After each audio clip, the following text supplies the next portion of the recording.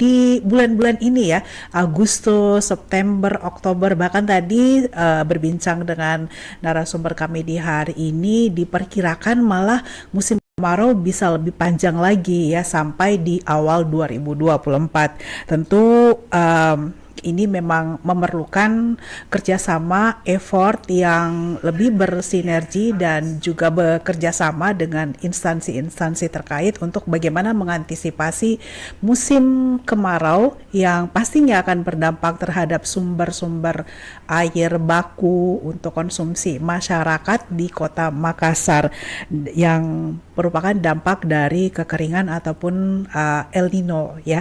Nah, hari ini di Smart City Dialog bersama saya Silvana yang akan mengawal perbincangan kita di siang hari ini sudah hadir bersama kami dari narasumber yang nanti akan berbincang bersama kita di siang hari ini yang akan membahas bagaimana antisipasi dampak El Nino di Kota Makassar. Saya langsung saja menyapa beliau adalah Pak Jamal SST. Beliau adalah Kabag Perencanaan Teknik Perumda Air Minum Kota Makassar. Assalamualaikum Pak Jamal, selamat siang. Ya, terima kasih Pak kehadirannya di studio Smart City Makassar yang kita siarkan secara langsung dari Hotel Old Night and Day di Jalan Lanto Daeng Pasewang di hari ini.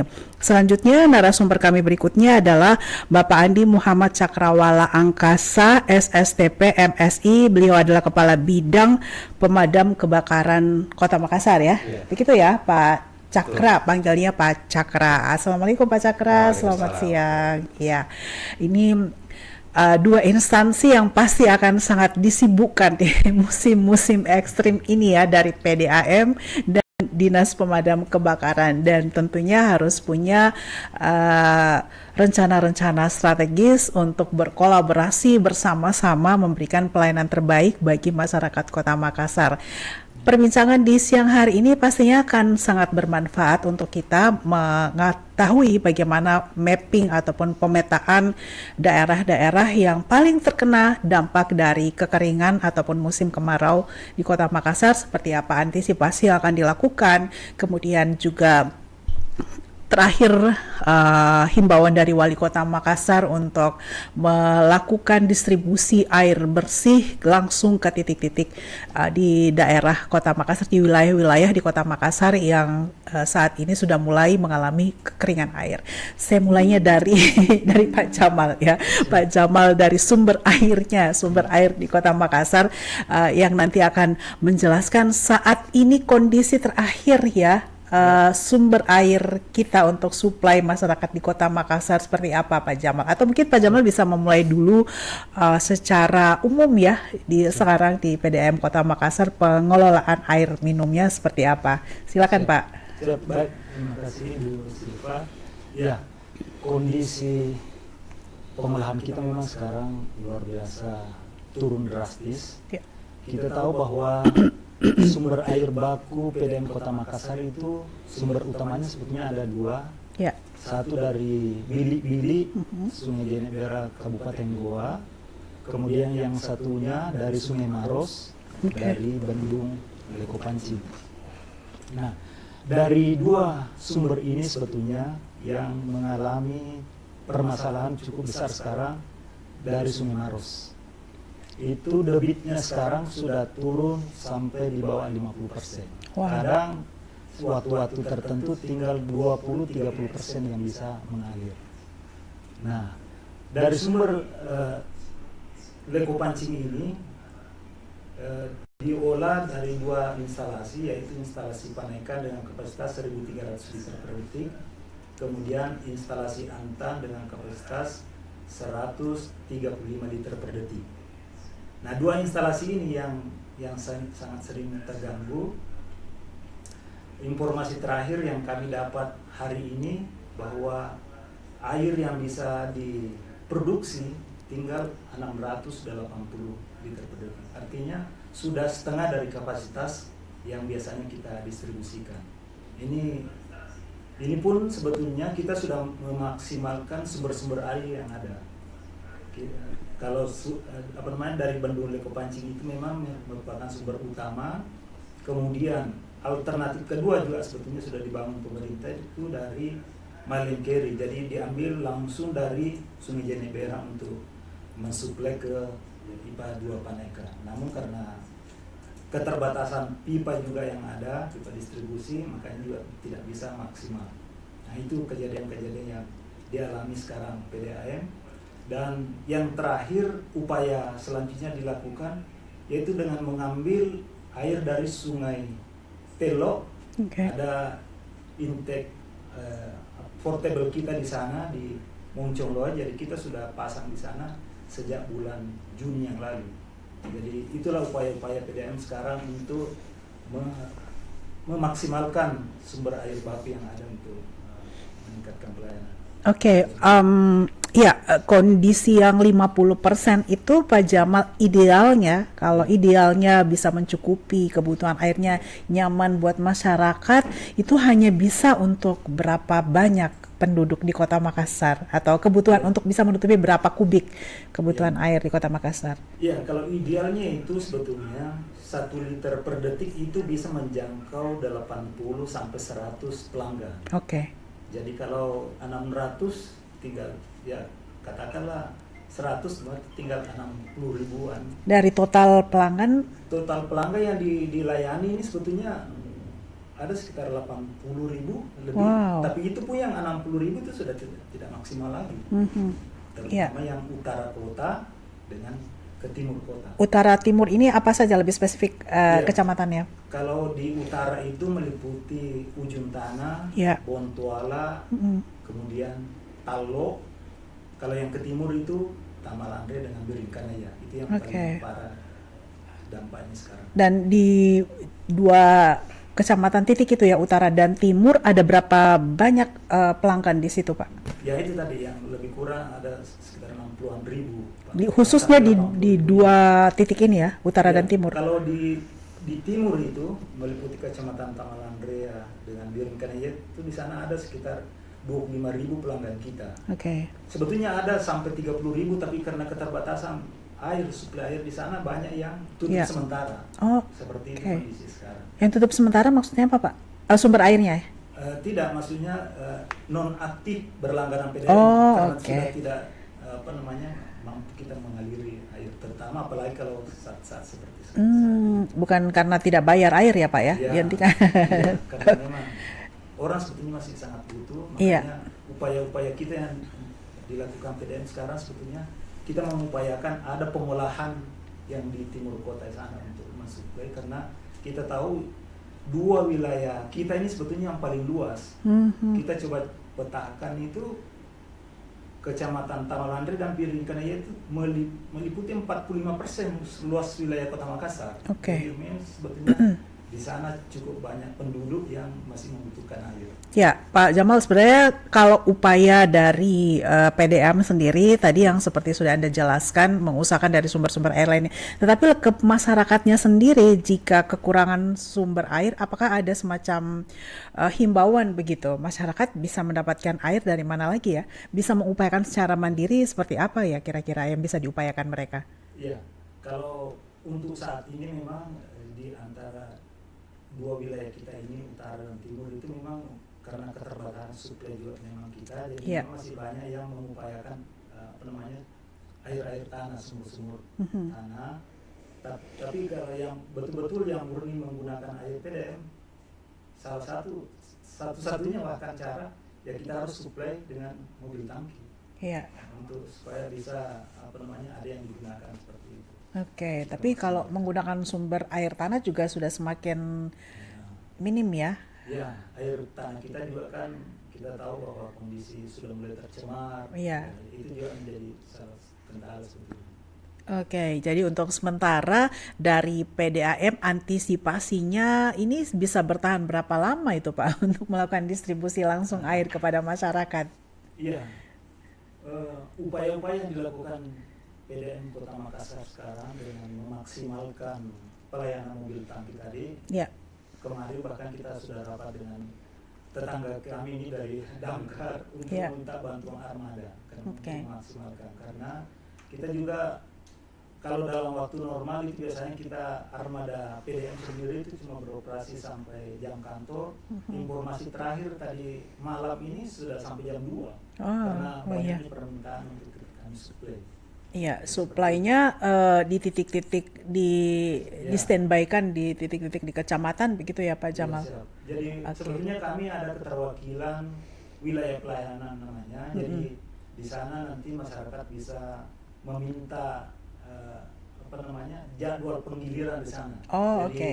ada semacam mendaftar gitu. Nanti kita dari teman-teman distribusi mobil tangki ini menjadwalkan kapan yang kita bisa distribusikan karena banyaknya permintaan ini jadi Iya, iya. betul-betul masyarakat di apa namanya diminta untuk memaklumi kalau pokoknya Di unit-unit layanan di masing-masing kecamatan begitu Pak. ya ada apa namanya kita sekarang ada unit pelayanan wilayah pelayanan lebih tepatnya itu ada 6 sebetulnya di Kota Oke. Makassar, ditambah ada lagi unit pelayanan yang apa namanya yang memang luas wilayahnya agak besar, biasa ada dibantu unit 1 sampai 2 unit pelayanan lagi. Iya, iya, iya. Dan ini sudah berjalan sejak kapan Pak? Kalau ini sebetulnya kalau unit pelayanan wilayah pelayanan ini sudah sejak tahun 2022 di awal Pak Beni sebagai direktur utama Ya. sudah mekarkan untuk lebih mendekatkan lagi pelayanan kepada masyarakat.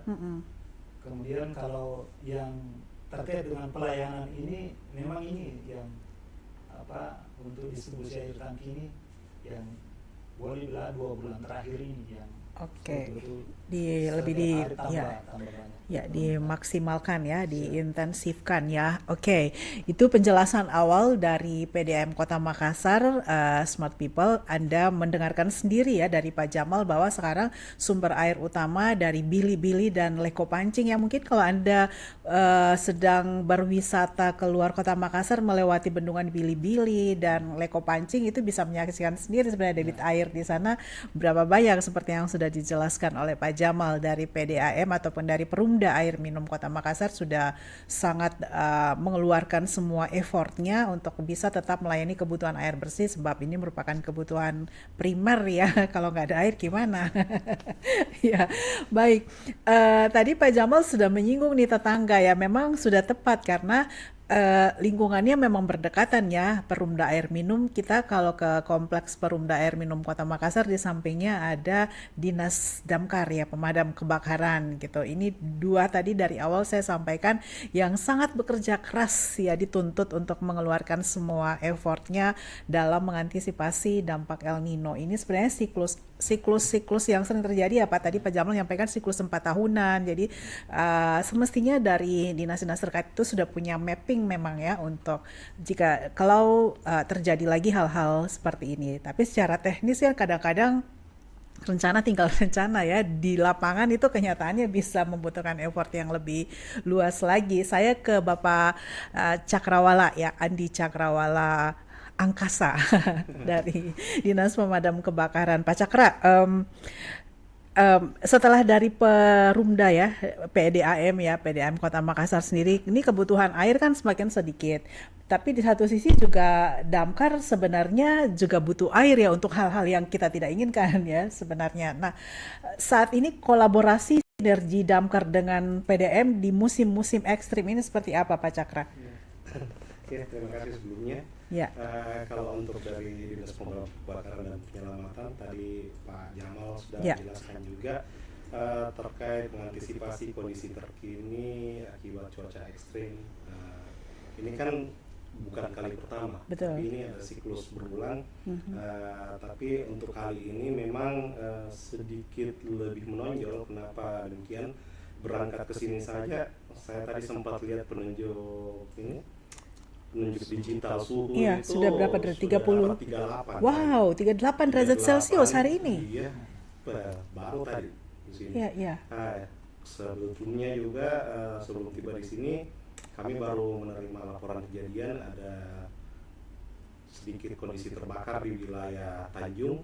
Dan ini efek-efek karena adanya pemanasan ekstrim. Iya. Nah, di sini terkait dengan hal yang tadi didiskusikan, ya kami mengakui air adalah senjata utamanya kami. Oke. Iya, walaupun demikian juga kontribusi kami dalam mengantisipasi kejadian kelangkaan air di masyarakat. Ya.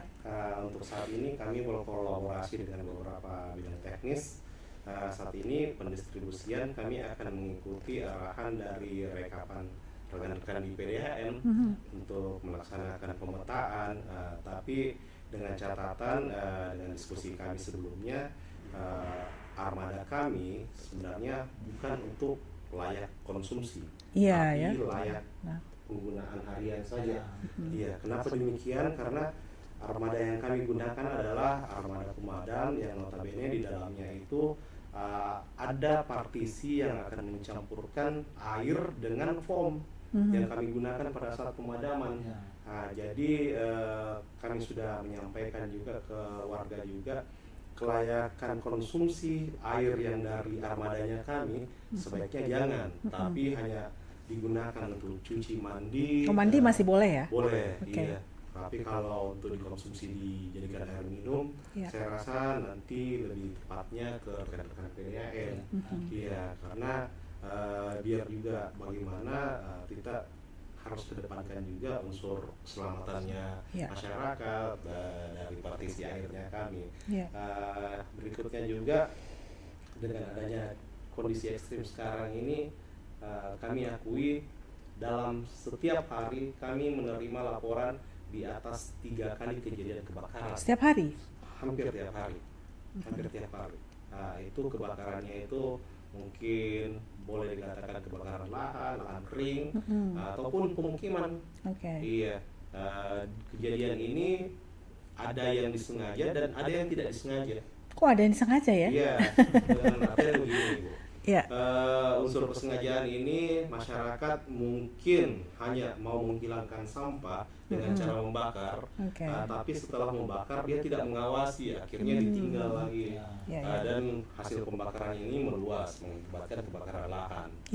Inilah yang salah satu penyebab kejadian kebakaran yang hampir berulang-ulang kali terjadi di beberapa minggu terakhir ini, dan belum sampai sejam ini kejadian lagi. Di lahan juga. Dan kami menghimbau memang masyarakat untuk lebih peka dengan kesadarannya tentang kewaspadaan, karena ya sama-sama kita ketahui dengan adanya kondisi kayak gini, keterbatasan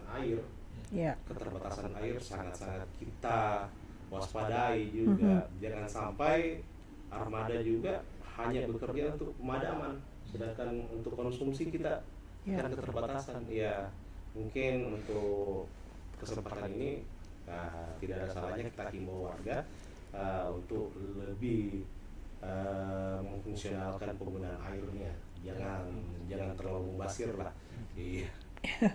Iya, Pak Cakra, untuk distribusi air kepada masyarakat berkoordinasi dengan PDAM, Damkar dalam penyediaan armada dalam hal ini ya, untuk penyediaan membantu armada yang dibutuhkan. Tetapi sekali lagi, Anda yang sedang menyaksikan perbincangan ini, dari distribusi Damkar itu tidak kurang layak untuk diminum ya konsumsinya. Itu lebih pada kebutuhan sehari-hari lainnya ya, sebab armada Damkar sendiri juga peruntukannya memang tidak untuk distribusi air minum begitu. Nah, kalau khusus untuk kebutuhan Damkar sendiri ngambilnya dari mana Pak Cakra? Ya, kebetulan tetangga sebelah ada saudara terdekat. Jadi untuk armada kami memang murni semuanya pengisian dari rekan-rekan PDAM. Jadi armada kami itu menggunakan air PDAM. Khusus untuk yang standby. Tapi pada saat pelaksanaan pekerjaan kami notabene di pemadaman, pada saat kami kehabisan air, kami bisa saja mengisap melalui sungai atau dari laut ya. Air laut boleh, tapi segera kami bilas lagi karena jangan sampai menjadi perusak di mesin. Oke. Satu mobil tangki butuhnya berapa banyak Pak? Armada kami itu ada beberapa partisi, ada yang 5 kubik dan 8 kubik. Dan satu kali terjun biasanya berapa? Tergantung ya. Iya, kalau untuk pendistribusian air untuk saat ini tadi sudah keluar 5 ya Pak. 5 unit armada 8.000 liter. Tapi kalau di pemadaman paling sedikit kami keluarkan 3 unit. 3 unit mobil ya. Dan itu memang harus standby terisi gitu ya Pak Cakra ya, bukan tiba-tiba ada telepon baru mau isi mobilnya gitu. Ya, dan Anda smart people bisa juga meninggalkan jejak, bertanya langsung ke Pak Cakra dan juga Pak Jamal terkait bagaimana antisipasi ya dari dua dinas terkait ini untuk mengatasi kekeringan sebagai dampak El Nino ini masih cukup panjang. Nah, tadi Pak Cakra sendiri menyampaikan cuacanya bahkan sampai 38 derajat Celcius ya. Biasanya pemicu terjadi kebakaran tadi yang sengaja dan tidak sengaja. Kalau hal-hal lain dalam rumah tangga yang perlu disampaikan lagi nih Pak Cakra kepada yang menonton perbincangan kita ini. Ya, kejadian kebakaran mungkin untuk di dalam kota Makassar hampir ditimbulkan karena penyalahgunaan barang elektronik ya, terkhusus penggunaan charger atau dan charger handphone. Jadi kita memang ini manusia modern tapi berpikir agak mundur. Jadi pada saat handphonenya sudah penuh dicas, kebanyakan kita lakukan itu hanya mengambil handphone dan meninggalkan batok cas tetap lengket. Benar. Dan dengan kondisi itu mungkin akan kita bisa buktikan batok cas itu akan menampung panas berlebih. Itu salah satu indikasi. Kedua juga mungkin penggunaan perangkat dapur yang ada kelalaian di situ, dan selebihnya juga ada faktor alami yang kadang ditimbulkan di kejadian kebakaran terkhusus lahan kota, yaitu pantulan cahaya. Dan ini banyak terjadi di lingkup daerah lahan yang berdekatan dengan area parkir. Mungkin boleh kita katakan di daerah mall atau parkir terbuka begitu ya Pak Cakra. Pantulan cahaya matahari melalui kaca kendaraan itu bisa menyebabkan panas berlebih dan menimbulkan kejadian. Ini perlu diketahui juga ya buat Anda yang menonton. Jadi memang seringkali ya, mungkin juga termasuk saya nih harus lebih hati-hati ketika ngecas nyabut HP-nya tapi batoknya tetap tercolok ya. Termasuk alat-alat yang lain gitu ya Pak Cakra. Perangkat lain, komputer, laptop, semuanya memang harus dicabut ya. Jadi setidaknya setelah menggunakan silakan kita cabut saja. Catat ya. Terima kasih untuk Anda yang menyaksikan perbincangan kita ramai ini. Ada Bang Jai, mantap nih Pak Kabak. Terus kemudian ada Bapak Agus Sugiarto. Alhamdulillah, semoga optimalisasi pelayanan air bersih melalui armada mobil tangki ke masyarakat menjadi berkah untuk PDAM Kota Makassar. Amin. Kemudian juga dari Pak Alamsyah, semoga kekeringan cepat berlalu. Terus juga hal yang sama disampaikan lagi dari Bang J, semoga badai cepat berlalu dan kita mendoakan semoga stok air baku segera bertambah dan memohon cepat turun hujan. Amin ya.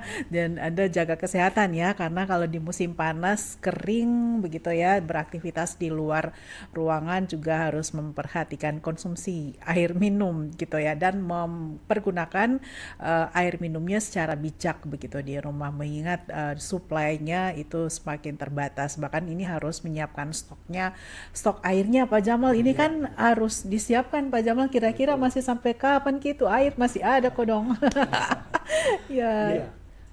Upaya-upaya yang kita lakukan memang sangat maksimal. Saya pikir sekarang saya ada pimpinan, dan salah satu sebetulnya yang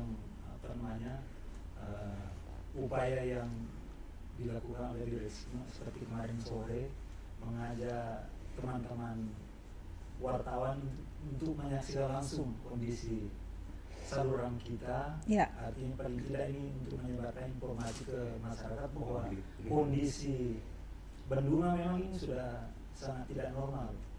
Kemarin disaksikan teman-teman, biasanya di bendungan kita itu bisa melimpah sampai 50 sampai 1 meter di atas pelimpahan. Sekarang justru sudah di bawah 2 meter. Itu artinya menyusutnya itu hampir 3 meter air di sungai. Kalau sudah di bawah seperti itu Pak Jamal yang berpengalaman ini, kira-kiranya bisa dimaksimalkan berapa lama Pak? Nah ini mudah-mudahan harapan kita tentu saja segera ada turun hujan untuk amin. kita sampai saat ini belum memiliki sumber-sumber air dalam. Iya. Nah, ini memang sebetulnya juga upaya-upaya PDAM sekarang yang kita lakukan. Setiap ada pertemuan-pertemuan dengan dari dinas PU, terutama dari yang mengelola air baku ini, dalam hal ini Balai Besar Wilayah Sungai Jeneberang, kami selalu sampaikan bahwa ada sebetulnya di depan mata kita ini seperti katakanlah waduk nipa-nipa, mungkin barangkali nanti kita bisa upayakan supaya bisa dimaksimalkan. Masih ada juga waduk Pampang di sana. Paling tidak itu bisa mengatasi kalau terjadi krisis seperti sekarang ini. Dan ada juga upaya yang dilakukan di direksi kami, pimpinan kami sekarang untuk berkomunikasi dengan pihak Unhas untuk melakukan studi-studi di mana kira-kira sumber-sumber air baku sekarang yang bisa kita manfaatkan untuk kedepannya supaya kejadian-kejadian seperti sekarang ini sudah tidak terulang seperti Iya, karena kondisi El Nino itu kan memang itu sudah menjadi siklus dari bumi ya, gitu ya, untuk musim-musim kemarau ini. Dan mungkin kalau sepanjang pengalaman dari Pak Jamal, ini terparah atau gimana Pak? Atau ada yang lebih parah lagi kita El Nino nih? Iya, kalau yang kami alami dulu tahun 2019, itu malah khususnya dari Bendul Leko Pancing Sumaros itu malah terputus sama sekali, sudah tidak ada mengalir. Kering benar. Mudah-mudahan jangan sampai Pak. Amin. Bersama semoga itu tidak terulang, karena itu betul-betul luar biasa dulu dampaknya. Bahkan Sungai Jeneberang pun ada salah satu intake kami di sana, itu intake tempat pengambilan air baku ya. Itu sudah artinya sudah menggantung itu pipanya, artinya sudah tidak sampai untuk bisa diisap. Sudah nggak bisa. Sangat drastis turunnya itu.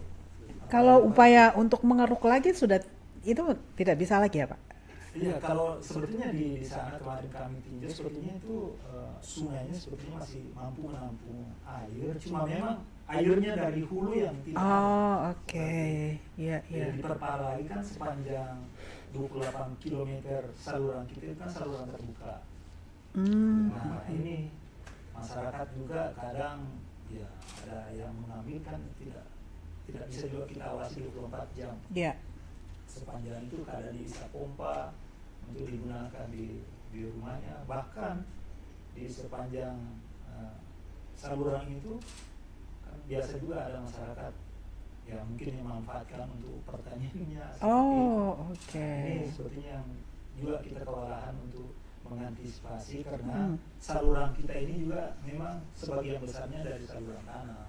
Nah, ini sebetulnya kita juga dorong ke pemerintah.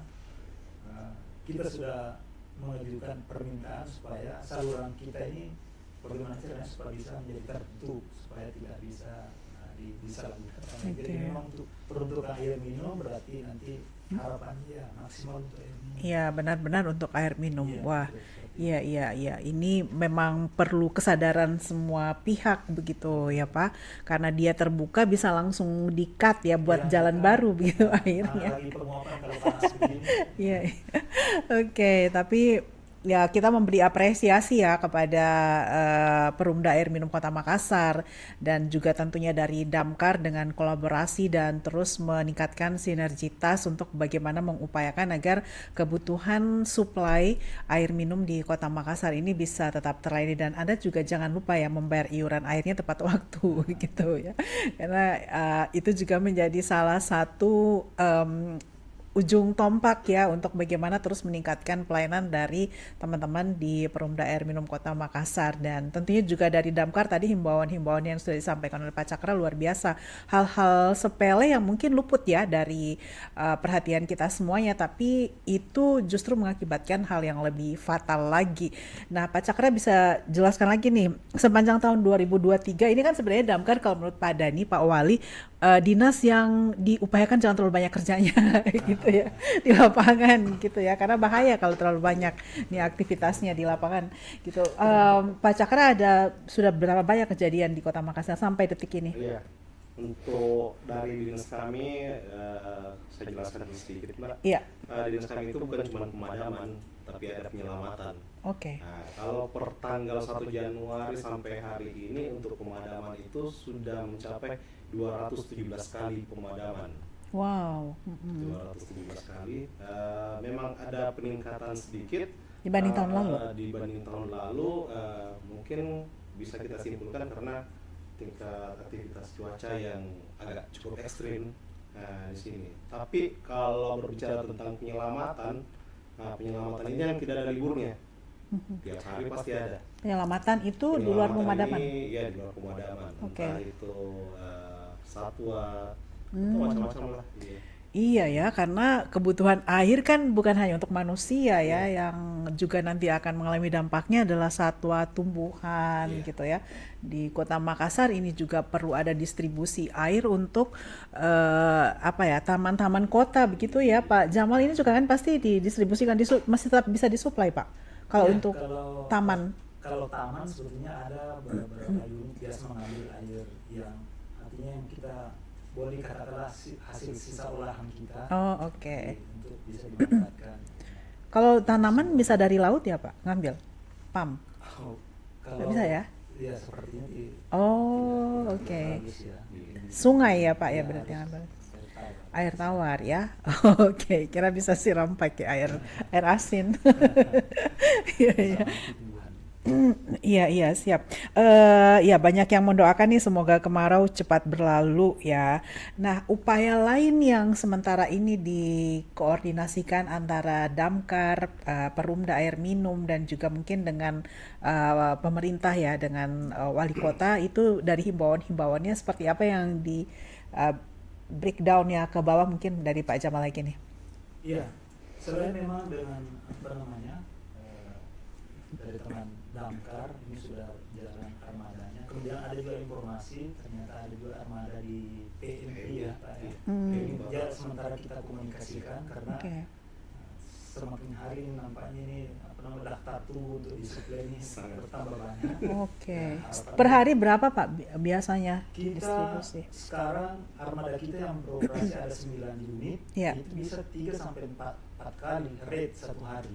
Oh, tergantung jaraknya juga sih, karena kalau seperti di Sudiang biasa cuma maksimal 3 hari 4 hari. Satu mobil Perumda PDAM itu berapa isinya Pak, untuk berapa orang?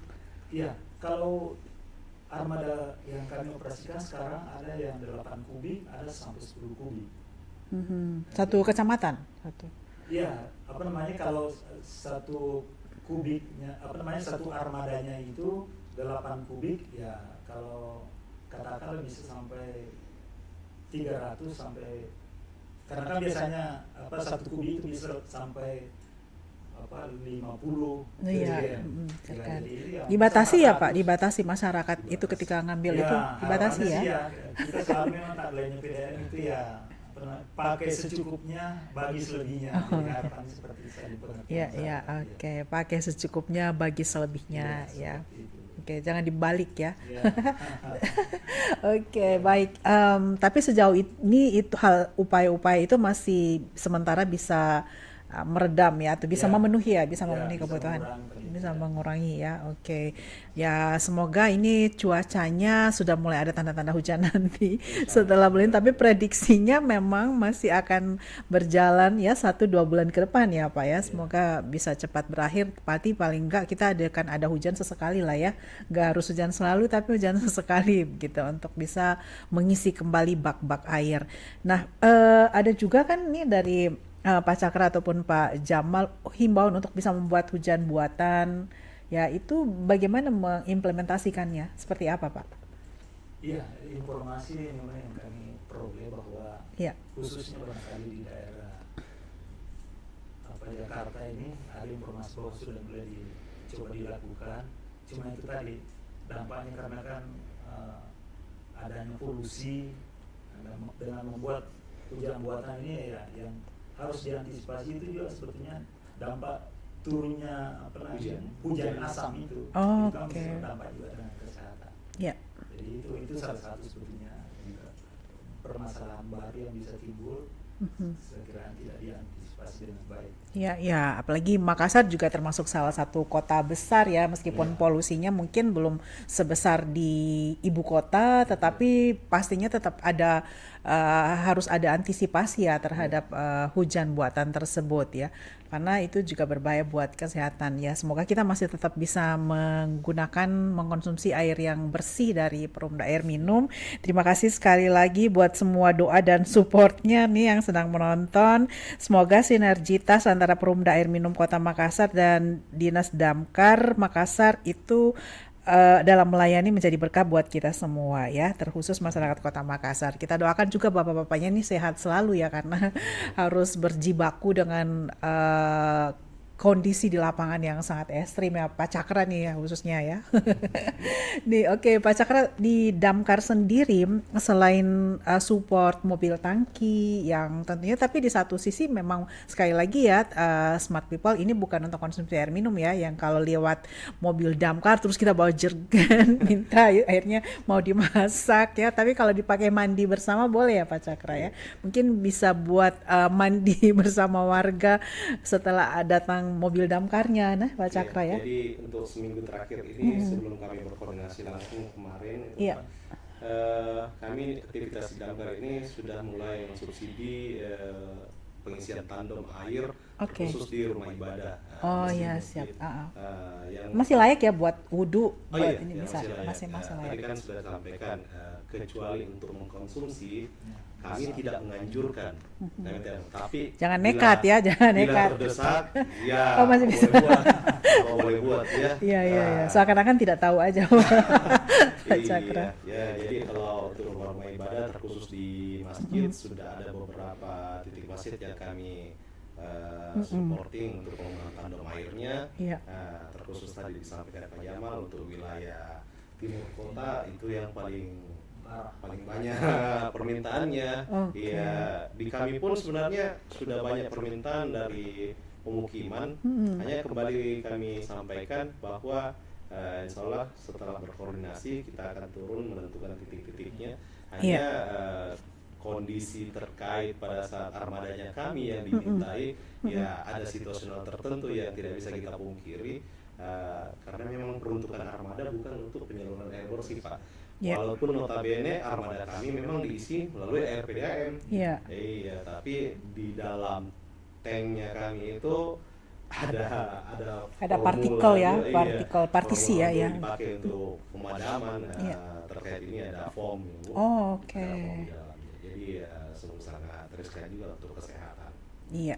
Dari secara internal sendiri Pak Cakra di Dinas Damkar, hal-hal apa yang saat ini terus dikuatkan ya, koordinasi di lingkup Damkar sendiri untuk bersama-sama dengan PDM? Mungkin ada aran-aran khusus dari Kepala Dinas. Untuk kegiatan seperti begitu kami lebih banyak turun menghimbau, dan mungkin kesempatan ini informasi yang masuk di Indonesia ini sudah beberapa titik TPA yang terbakar, Pak. Kota Palu pemadaman TPA-nya itu kurang lebih 4 hari 4 malam. Di Bandung sampai sekarang masih berjalan sudah beberapa hari ini. Dan ini yang perlu kita waspadai karena kita pernah mengalami di tahun 2019 itu, Pak, ya, kejadian TPA terbakar itu memakan waktu 10 hari 10 malam kami padamkan dan menghabiskan ada teman PDAM ini ratusan ribu liter. Itu potensi kebakaran di TPA dari mana Pak Cakra? Sangat banyak. Kalau TPA itu potensi kebakarannya memang sangat banyak. Mulai dari pembakaran awal yang disengaja ya, disengaja maupun adanya unsur gas metan yang muncul karena tumpukan. Selain itu titik api kecil pun kalau di TPA akan cepat merespon menjadi besar karena banyak bahan yang mudah terbakar. Iya. Kalau dari masyarakat, mungkin dari awal sebelum sampah dibawa ke TPA, ada apa yang bisa disampaikan Pak Cakra? Apakah perlu memilah atau seperti apa sampah-sampah sebelum diserahkan ke petugas sampah? Kalau untuk pemilahan sampah sih bukan konsumsi kami. Iya benar. Iya. Menyampaikan, tapi yang sumber-sumber sampah yang mudah terbakar itu yang seperti mungkin apa? Kami lebih menitikberatkan penyampaian ke masyarakat untuk lebih tanggaplah dan waspada dalam penggunaannya. Ya, karena kalau sampah juga untuk menghilangkan bukan hanya sekedar dibakar, tapi Iya. kalau memang mau membakar, nah jangan ditinggal.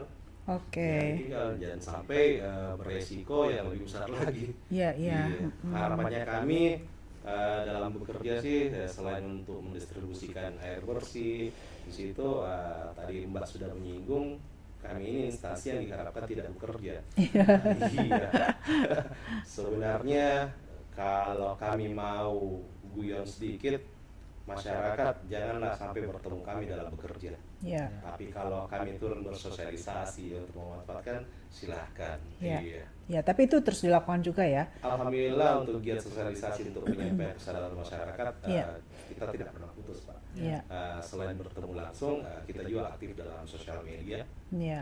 Jadi menggunakan semua fasilitas yang ada. Oke, waduh, ini sangat bermanfaat ya yang sudah disampaikan dari Pak Cakra maupun Pak Jamal. Mungkin bisa ditambahkan lagi Pak Jamal, kondisi dengan kondisi yang sekarang untuk sumber-sumber air, kemudian dari Perumda Air Minum Kota Makassar juga begitu giat ya melakukan distribusi air bersih kepada masyarakat. Upaya-upaya sudah dilakukan dari sumber-sumber air lain yang mungkin tidak termasuk ya di sumber air utama dari Leko Pancing dan Bili-Bili tadi ya Pak, yang mendistribusikan air di semua kota Makassar, dan terbesar itu di Kecamatan Timur Kota dan Utara Kota ya Pak Jamal, yang kurang lebih itu di sana 50% ya dari dari pelanggan yang ada di Kota Makassar. Nah, ini tentunya kan juga harus didukung dari gaya hidup masyarakat dalam mempergunakan air gitu. Tadi Pak Jamal sudah menyampaikan tagline dari Perumda Air Minum itu ya pakai secukupnya bagi selebihnya gitu. Nah, Pak Jamal tadi juga kan di awal ini kita sudah berbincang ya.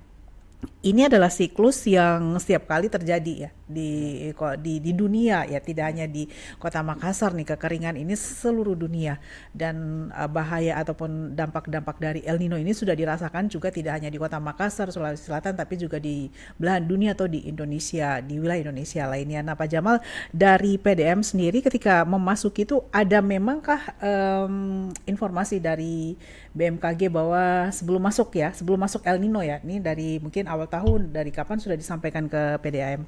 Iya, kalau informasi sepertinya itu dari apa namanya, dari BMKG memang selalu kita harus memantau di sana. Oke. Kejadian ke depannya. Termasuk karena ini juga kaitannya, contohnya ini yang kita menggunakan Sungai Talo ini. Ya. Jadi betul-betul kita koordinasi dengan baik dari pihak BMKG, karena kondisi pompa kita yang kita turunkan di sana itu kan sifatnya masih portable, masih untuk sementara. Jadi yang kita takutkan kita turunkan justru datang banjirnya, pompanya jadi tenggelam. Jadi itu memang sebetulnya dari situ apa namanya kita koordinasi terus dengan BMKG, kira-kira kapan tepat waktu yang tepat kita menggunakan. Iya. Nah, ini juga saya singgung tadi dengan Sungai Talo sedikit juga ini, bahwa ini juga upaya-upaya dari PDAM ini meminta kepada pemerintah, sudah mengajukan surat bahkan ke pemerintah, bagaimana ini Sungai Talo betul-betul bisa menjadi sumber air baku yang bisa diandalkan ke depan. Dan harapannya ada semacam bendung atau seperti apa, supaya pada saat musim seperti ini kita lagi butuh-butuhnya air baku, tapi itu kan juga ada intrusi air laut. Nah, ini juga memperparah. Ini terjadi juga dalam siklus biasanya 1 minggu sampai 2 minggu dalam 1 bulan. Biasanya kita tahu kalau bulan purnama air laut pasang itu bisa sampai ke intake kita di sana. Jadi kadang masih ada kita lihat air sungai yang bisa digunakan, tapi kenyataannya sudah asin, sudah mulai payau, jadi sudah tidak memenuhi standar untuk dikonsumsi ya. Nah, ini juga sebetulnya itu bisa langsung ya Pak ya, dari sumber air dikelola langsung didistribusikan, butuh atau harus ditampung dulu untuk berapa lama? Iya, ini contohnya seperti ini karena sekarang kan pas puncak purnama ini ada 2 atau 3 hari yang lalu nih, kadang memang tidak bisa lagi diolah, jadi otomatis airnya kelihatan ada tapi pompa tidak bisa digunakan untuk mengisap, karena kalau masuk ke instalasi otomatis bisa sampai ke masyarakat, itu rasa payaunya kita hindari. Seperti juga disampaikan juga tadi Pak Cakra, ya kita juga menghindari menggunakan air yang tingkat kloridanya tinggi karena bisa merusak Mesin ya? mesin yang ada. Oke. Ya, seperti itu. Ya, ya ini harus bisa dipahami ya karena kadang-kadang yang namanya upaya yang dilakukan sudah sangat maksimal, tapi di lapangan ya kalau misalnya kadang-kadang kita merasakan kok airnya lain ya dari PDAM ini lolos-lolos sedikit berarti ya Pak Jamal. Yang penting itu masih dalam tetap standar kesehatan bisa dikonsumsi.